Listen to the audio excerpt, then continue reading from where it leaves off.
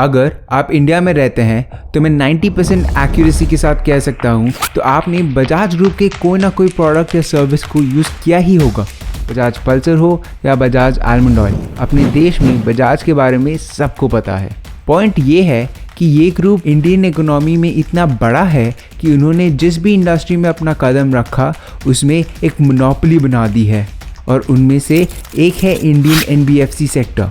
आप सोच रहे होंगे कि हम कौन से बजाज कंपनी के बारे में बात कर रहे हैं। हम बात कर रहे हैं बजाज फाइनेंस की, वो कंपनी जिसने पिछले 10 सालों में अपने सेल्स को 49% से ग्रो किया है।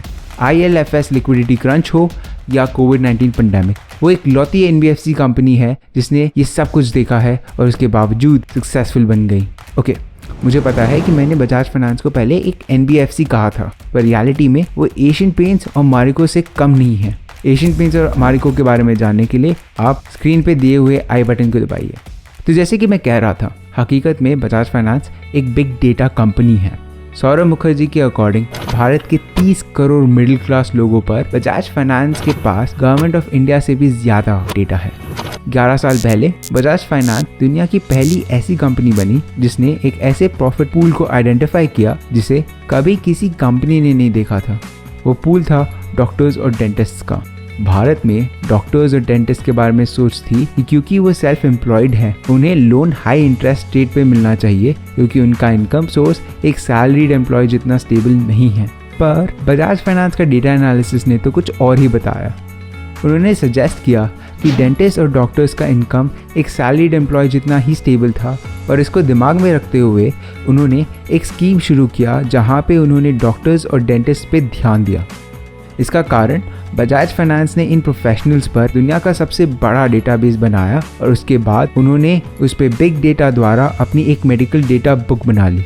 इस मेडिकल बुक ने बजाज फाइनेंस को इन प्रोफेशनल्स को 200 से भी ज़्यादा कैटेगरीज में डिफ्रेंशिएट किया, जैसे कि क्या ये डॉक्टर टॉप 10 या बॉटम 10 मेडिकल कॉलेज के पास आउट है, या क्या ये डर्मेटोलॉजिस्ट है या ऑन्कोलॉजिस्ट, क्या उनकी क्लिनिक लखनऊ में है या मुंबई में, और ऐसे ही कुछ कैटेगरीज।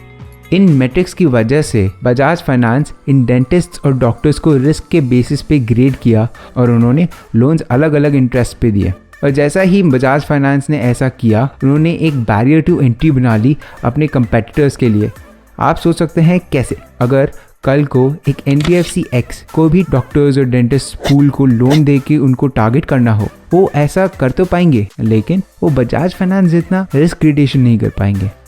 अगर NBFC X एक रेडियोलॉजिस्ट को अप्रोच करता है जिसके पास 20 साल का एक्सपीरियंस है, बैंगलोर में सेटल्ड है और एम्स में पास आउट है, उस NBFC को ये नहीं पता रहेगा कि उस रेडियोलॉजिस्ट को लोन एक सस्ते दाम पे देना होगा तुलना में ऐसे ही एक कॉस्मेटिक सर्जन जो कि मोहाली में रहते हैं। पॉइंट ये है, क्योंकि NBFC X के पास बजाज फाइनेंस का बिग डेटा नहीं होगा, वो प्राइस डिफरेंस बजाज फाइनेंस जितना एफिशिएंटली नहीं कर पाएंगे, और इसी के कारण Bajaj finance makes so much money. और एक बारी जब उन्होंने डॉक्टर्स और डेंटिस्ट के पूल पे जीत हासिल की, वह बाकी सारे प्रोफेशंस जैसे CA और लॉयर्स को टारगेट किए।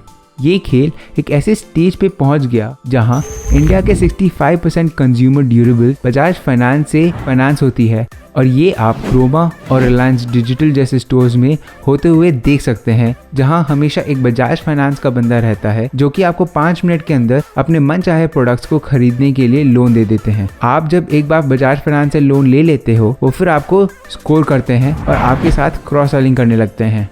देखते ही देखते आप बन जाते हो बजाज फाइनेंस के लिए एक मनी मेकिंग मशीन, और इसी रीज़न के कारण बजाज भारत के घर घर में फेमस है।